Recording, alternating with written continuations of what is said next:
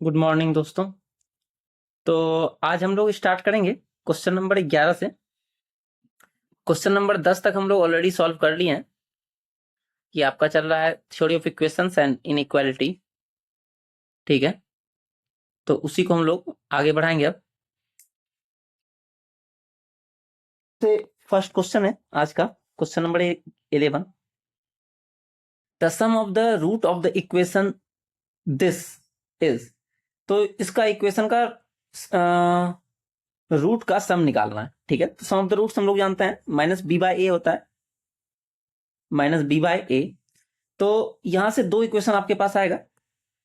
एक इक्वेशन जब इसको हम लोग प्लस में लेंगे और एक जब इसको माइनस में लेंगे। ठीक है, जो मॉडुलस वैल्यू है यहाँ पर। तो अपने पास एक इक्वेशन आएगा एक्स स्क्वायर, जब इसको अगर हम लोग ले लेंगे, मान लेते हैं इसको अगर प्लस लें तो सेम यही चीज आएगा, minus 4x plus 8 minus 4x plus 8 बराबर 0, जो कि फर्दर सॉल्व होके बन जाएगा x square minus 8x plus 16 बराबर 0। और यहां से सम ऑफ द रूट्स आ जाएगा आपके पास प्लस 8 माइनस बी बाई मतलब माइनस ऑफ माइनस 8 होगा, तो प्लस 8 हो जाएगा। तो ये आंसर हो जाएगा। या दूसरा अगर इसमें ऑप्शन होता, ठीक है, हालांकि ये आंसर आ चुका है आपका, लेकिन दूसरा इसका एक और हो सकता था। अगर मान लेते हैं इसका वैल्यू हम निगेटिव निकलता, तो यहां से मिलता हम लोग को दूसरा इक्वेशन एक्स स्क्वायर।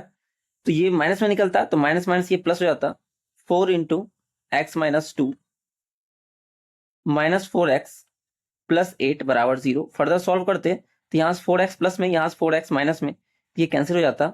यहाँ पर 4 दूनी 8 माइनस में होता और 4 दूनी 8 नहीं सॉरी, हाँ ये माइनस में होता और ये आपका प्लस में, तो ये भी कैंसिल हो जाता। तो आपके पास यहाँ पर 0 आ जाता है ना, तो यहाँ 0 वाला ऑप्शन में है ही नहीं, तो आपका आंसर ए हो जाएगा। Question number 12। तो 12 में है आपके पास 3 रूट्स दिया हुआ है। If alpha beta gamma are the roots of the equation this, then find the value of this. ठीक है, इसका वैल्यू हम लोग को निकालना है।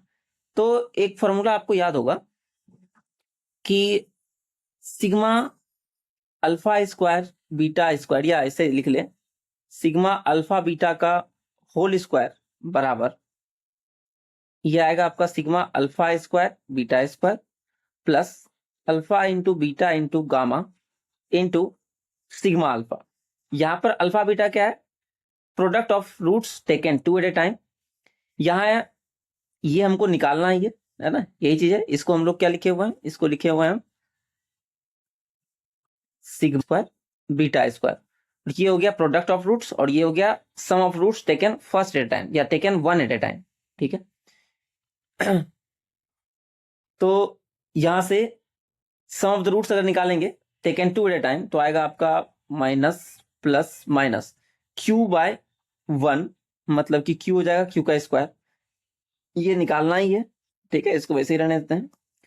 प्रोडक्ट ऑफ रूट्स मतलब कि माइनस आर और सिग्मा अल्फा। अच्छा यहाँ पर 2 भी आएगा, 2 छूट गया। फिर sigma alpha sum of the roots minus P. ठीक है, तो ये हो जाएगा आपका माइनस माइनस प्लस, उस साइड जाएगा तो हो जाएगा निगेटिव।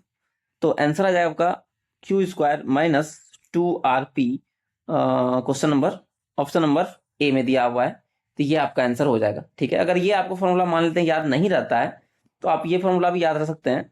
अगर आप इसको ब्रेक कीजिएगा, a b plus b c plus c a, इसको होल स्क्वायर को ब्रेक कीजिएगा तो सेम ये चीज आएगा, है ना। पहले ब्रैकेट में आपके पास क्या आएगा, sigma alpha square beta square, मतलब कि A square B square C square, है ना। फिर सी स्क्वायर ए स्क्वायर, ये फर्स्ट ब्रैकेट आया। फिर आपके पास क्या आएगा, A B square C plus A B C square और एक बार आएगा ए स्क्वायर बी सी। तो यहां से आप क्या कीजिएगा, इस वाले में ए बी सी कॉमन अगर हम लोग ले लेंगे, ये तो वही है, ये वही लिखाएगा सेम। इन सब में क्या होगा, आपको ए बी सी कॉमन लेना होगा। तो पहले वाले में बचेगा सी, इस वाले में बचेगा बी, इसमें बचेगा सी, इसमें बचेगा ए।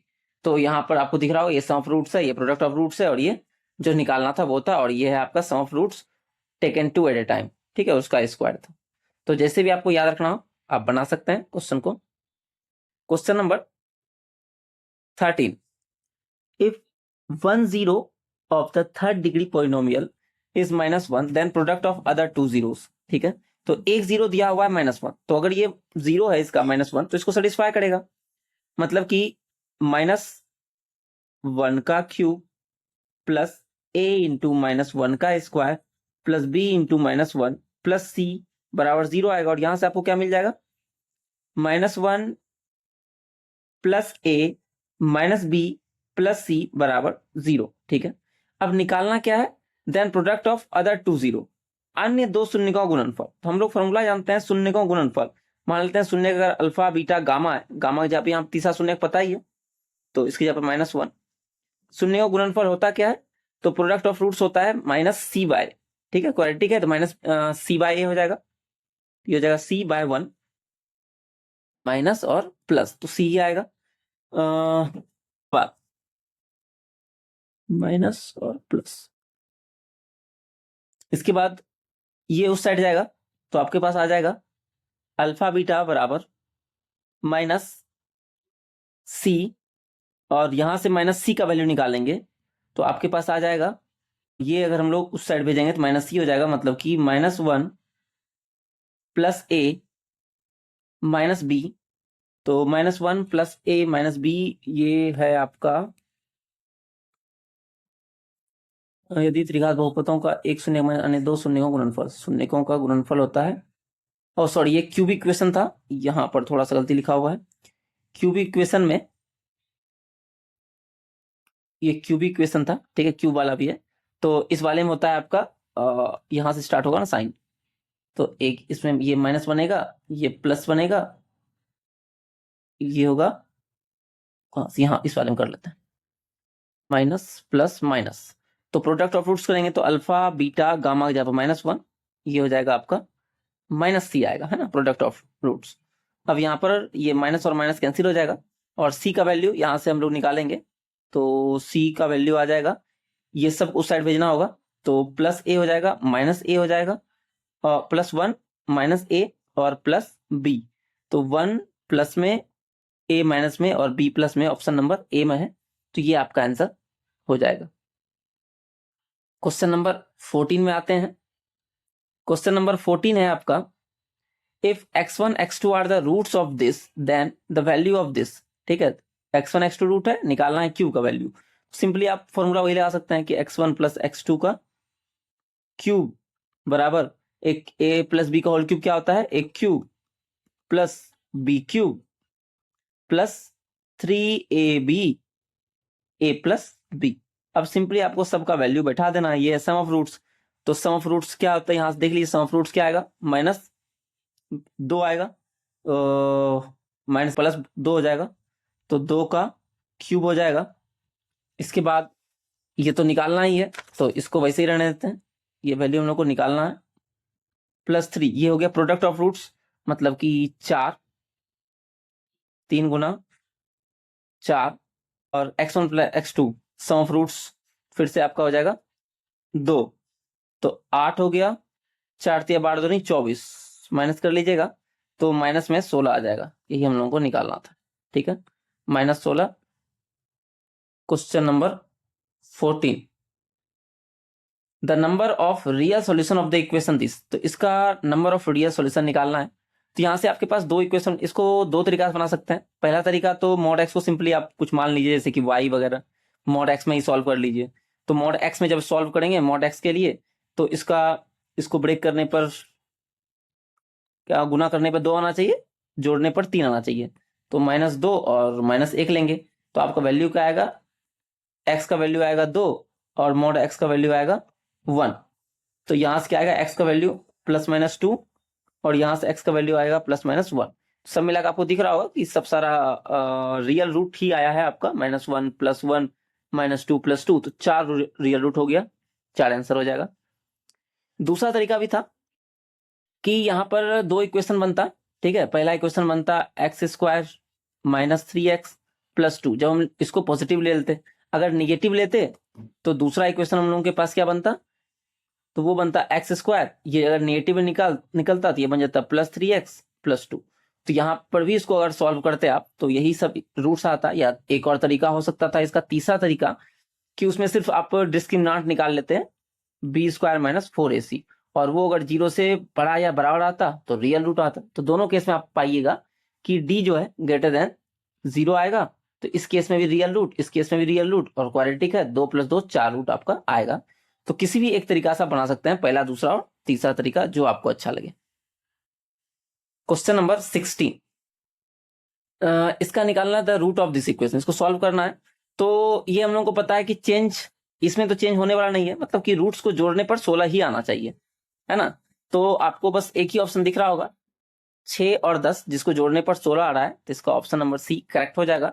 दूसरा तरीका अगर आपको जानना है तो सिंपली क्या करना है आपको, इसको सॉल्व करेंगे तो हो जाएगा आपका x² माइनस 16x प्लस 141 बराबर, ये क्या आ जाएगा, 9 पर 2 आ जाएगा, ठीक है। तो इसको सॉल्व 81 आएगा, सॉल्व करने के बाद फिर आपका 6 और 10 आ जाएगा, अपना आप सॉल्व कर लीजिएगा। Question number 17, the harmonic mean of the root of the equation this. तो हार्मोनिक मीन का फॉर्मूला आप लोग को याद होगा ही, 2 into product of roots divide by sum of roots.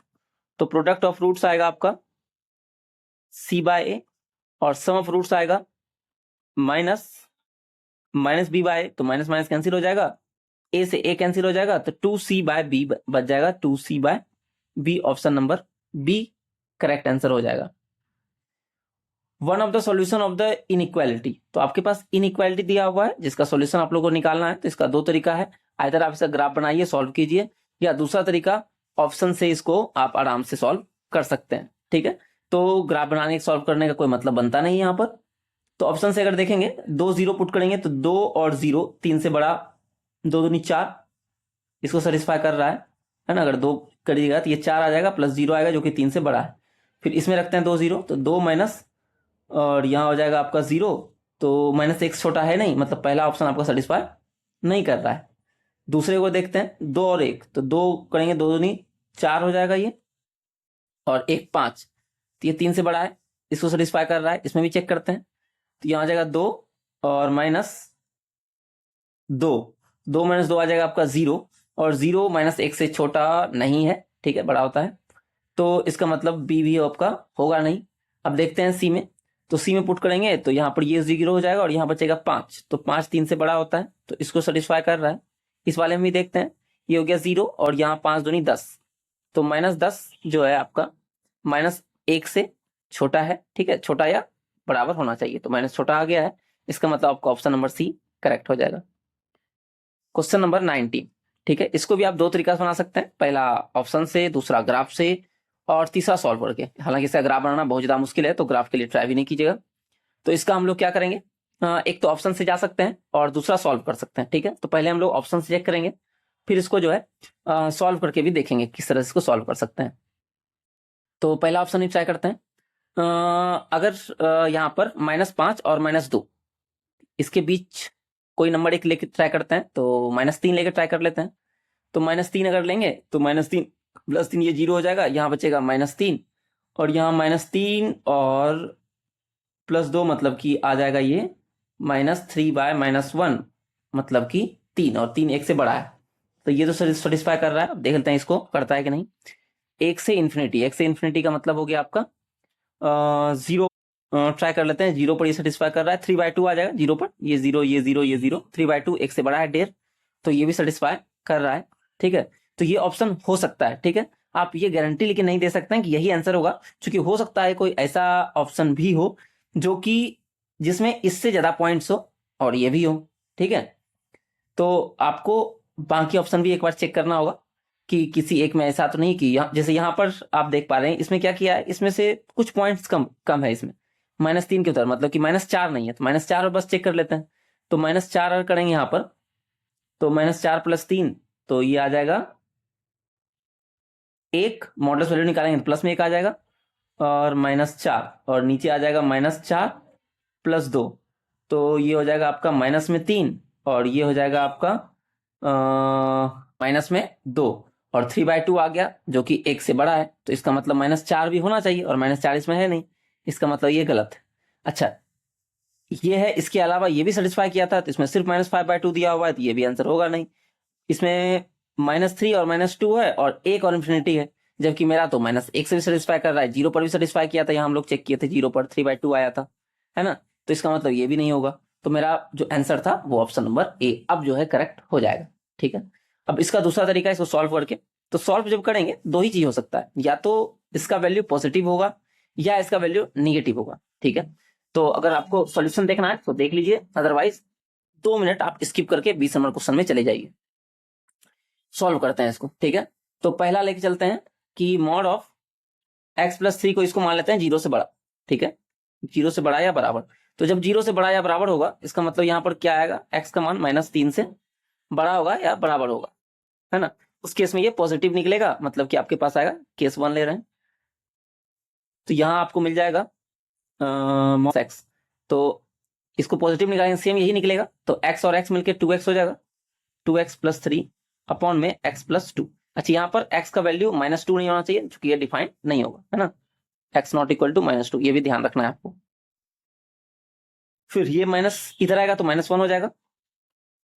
Solve करेंगे इसको फर्दर, तो ये x+2 ऊपर जाएगा, तो 2x+3 -x-2 अपॉन में x+2, और ये 1 इधर आ गया, तो इधर आपका 0 हो जाएगा, ग्रेटर देन 0 जाएगा x+2 ग्रेटर देन 0। इसका ग्राफ में देख लेते हैं। तो क्रिटिकल पॉइंट मेरे पास -1 है और -2, इसको सॉल्व करने पर -1 और -2 आएगा, इन्फिनिटी और प्लस इन्फिनिटी। अच्छा, -1 इस साइड आएगा, -2 इस साइड आएगा। अब इधर आपके पास पॉजिटिव आएगा, फिर ये निगेटिव हो जाएगा, ये पॉजिटिव हो जाएगा। तो आपको, हम लोगों को 0 से बराबर लेना है, तो एक तो आ जाएगा आपका ये वाला पार्ट, ठीक है, और एक आएगा ये वाला पार्ट। लेकिन इस वाले केस में जो हम लोग स्टार्टिंग लेके चले थे, तो ये आपको ध्यान रखना है कि x का जो वैल्यू था -3 से बड़ा या बराबर था। ठीक है, x का वैल्यू -3 से बड़ा या बराबर, मतलब कि ये पॉइंट तो हमको लेना ही है, साथ में यहां से यहां। तो हम लोग के फाइनल क्या आ गया, ये आ गया पूरा, और इधर से इस साइड आ गया, है ना। ये सॉल्यूशन अपने पास आया जब केस 1 लिए। तो चाहे तो इसको लिख सकते हैं, सॉल्यूशन क्या आया, तो x बिलोंग्स टू -3 से -2, ये क्लोज इंटरवल है, ये ओपन इंटरवल आएगा, और यूनियन -1 से प्लस इन्फिनिटी। अब केस 2 के लिए सॉल्व करेंगे हम लोग। ठीक है, तो केस 2 के लिए यहीं पे कर लेते हैं, आप लोग स्क्रीनशॉट ले लीजिएगा इसका। केस 2, तो केस 2 में हम लोग क्या करेंगे, x+3 को लेस देन 0 मानेंगे। तो इसका मतलब x का वैल्यू क्या होगा, -3 से छोटा होगा। तो अपने पास जो इक्वेशन मिलेगा वो फिर से यहां से लेते हैं, ये जब निगेटिव में निकलेगा तो ये आएगा आपके पास -(x+3 + x) अपॉन में x+2 ग्रेटर देन 1। यहां से -x + x कैंसिल हो जाएगा, 3/x+2, 3/x+2 ग्रेटर देन 1। अब यहाँ पे चाहे तो इसको क्रॉस मल्टीप्लाई करके भी सॉल्व कर सकते हैं, या जैसे पिछले बार किए थे कि एक को इस साइड लाके उसके बाद सॉल्व कर लीजिए, -1 1। तो दोनों ही केस में आपका सेम ही आएगा, है ना। इसी तरह से कर लेते हैं, सेम हो जाएगा एक हिस्सा। तो ये हो जाएगा आपका, उस साइड जाएगा 3 - x और अपॉन में x+2 ग्रेटर देन 0। तो यहाँ से आ जाएगा आपके पास, ये माइनस में हो जाएगा, यहाँ आएगा तो ये हो जाएगा -x -2 और x+5 हो जाएगा, और x+2 ग्रेटर देन 0। तो यहाँ इसको सॉल्व करेंगे तो माइनस माइनस, इससे माइनस कॉमन लेके उस साइड भेज देंगे, तो आपके पास क्या आ जाएगा, x+5 upon x+2 is less than 0। ठीक है, जैसे ही माइनस साइन उधर भेजेंगे, साइन चेंज हो जाएगा। ग्राफ बना लेते हैं। तो इसका जब ग्राफ बनाएंगे हम लोग, तो इस केस में भी आपका -2 नीचे नहीं होना चाहिए, x नॉट इक्वल टू -2। तो इसमें आपको दिख रहा होगा कि थोड़ा सॉल्यूशन ज्यादा लंबा आता है सॉल्यूशन करने पर, -इन्फिनिटी प्लस इन्फिनिटी, यहाँ से क्रिटिकल पॉइंट मिलेगा -5, यहाँ से क्रिटिकल पॉइंट मिलेगा -2। ठीक है, सॉल्व करेंगे तो इस साइड आई थिंक आपको मिल जाएगा पॉजिटिव, ये हो जाएगा निगेटिव और ये हो जाएगा पॉजिटिव। तो हम लोगों को निगेटिव वैल्यू चाहिए, है ना, निगेटिव वैल्यू चाहिए। ये कैसे आता है ये भी आप देख सकते हैं आराम से, यहाँ पे कोई वैल्यू रख लीजिए जो कि -2 से बड़ा। तो हम पॉजिटिव देगा, और 2 और 3 के बीच, 2 और 5 के बीच में लिखेगा तो आपको नेगेटिव देगा, है ना। इस तरह से अब ये साइन लगता है।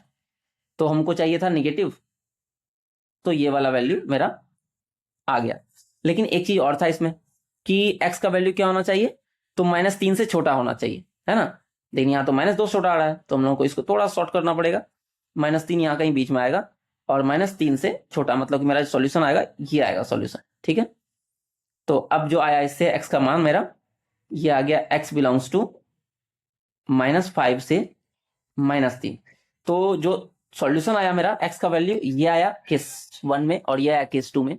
तो दोनों का हम लोगों को लेना पड़ेगा यूनियन, ठीक है। तो इन दोनों को यूनियन लेंगे, तो यहाँ पर आपके पास आया है -3 से 2 है, और यहाँ 5 से -3 है। तो आपको दिख रहा होगा 5 से लेकर के -2 तक पूरा आ गया है। तो टोटल जो आंसर आएगा, जो फाइनल आंसर आएगा हम लोगों का, फाइनल आंसर इन दोनों का यूनियन लेने के बाद वो हो जाएगा -5 से -2। यहाँ पर चूंकि क्लोज इंटरवल है, तो आपका -3 इसके अंदर भी इंक्लूड हो जाएगा, नहीं तो -3 हटाना पड़ता है इससे। और यूनियन ये वाला -1 से इन्फिनिटी तक, ठीक है। तो ये आपका फाइनल आंसर हो जाएगा। मेरे ख्याल से ये आया भी था, हाँ यही वाला आया था ऑप्शन नंबर 1, -5 से -2 और -1 से इन्फिनिटी, ठीक है। तो आप ऑप्शन के थ्रू ही जाइए, आसान पड़ता है ऑप्शन के थ्रू। अब आते हैं लास्ट, तो लास्ट वाले को भी पहले ऑप्शन के थ्रू करके देख सकते हैं आप, और उसके बाद फिर सॉल्यूशन निकाल सकते हैं। तो आपका ये दिया हुआ है, इसको सॉल्व करके देखते हैं। सबसे पहली बात तो आपका 5 से इसका बड़ा है, ठीक है। इस वाले में देख लेते हैं 3 से 3 या से बड़ा और इन्फिनिटी के बीच में आता है कि नहीं, ठीक है। पहले यही देख लेते हैं। तो 10 ले लेते हैं। 10 पर देखेंगे तो 10 से अगर रख रहे हैं, या 10 पे यहाँ रख देंगे, तो 10 दूनी 20 + 4, और 10 में से 24 आ गया, और यहाँ 10 में से एक जगह 9, तो 9 3 8 तो 3 आ रहा है, 3 के लगभग आ रहा है ना। 3 से 4 छोटा ही आ रहा है, 9 3 8 तो 5 से बड़ा तो है नहीं। 10 रखने पर तो काम मेरा बना नहीं, इसका मतलब इस वाला में कोई भी एक पॉइंट नहीं आया तो काम खत्म हो जाएगा, यह होगा नहीं।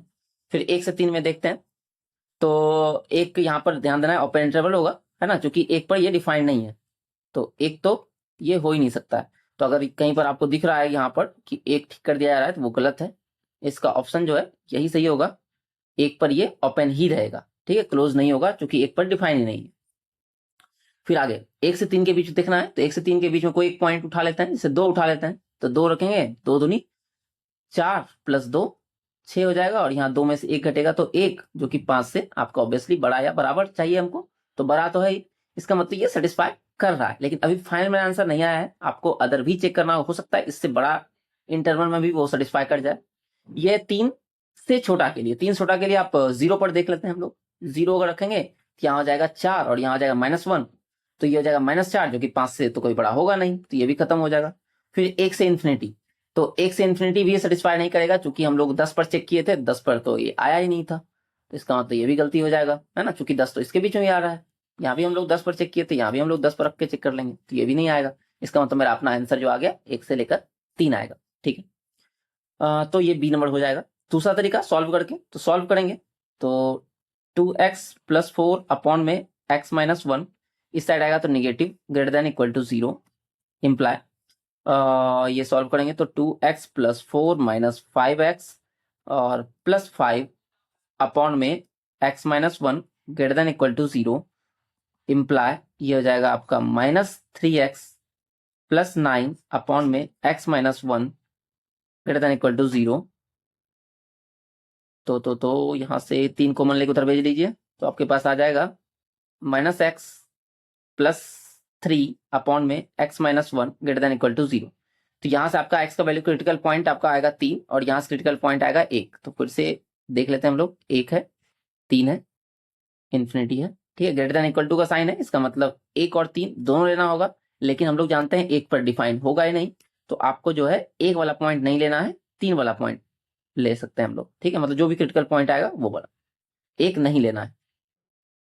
अब देखते हैं यहाँ पर, तो इस साइड कोई वैल्यू रख के देखिए आप, तो इस साइड अगर कोई वैल्यू रखेंगे, जैसे सपोज करते हैं 10 ही रखते हैं, तो 10 रखेंगे तो -10 + 3 तो आ जाएगा आपका -7 आ जाएगा, हाँ -7 आ जाएगा, और यहाँ 10 में से जाएगा एक तो 9, तो ग्रेटर देन इक्वल टू 0 तो हुआ नहीं, इसका मतलब इस साइड निगेटिव आ गया, ये निगेटिव हुआ तो ये पॉजिटिव ही आएगा, आप चेक रख के भी देख सकते हैं कोई वैल्यू, और ये निगेटिव आएगा, हमेशा वैसे होता ही है, पहला निगेटिव हुआ तो अगला उसी तरह से आप क्रिटिकल पॉइंट पर चेंज करते जाइए।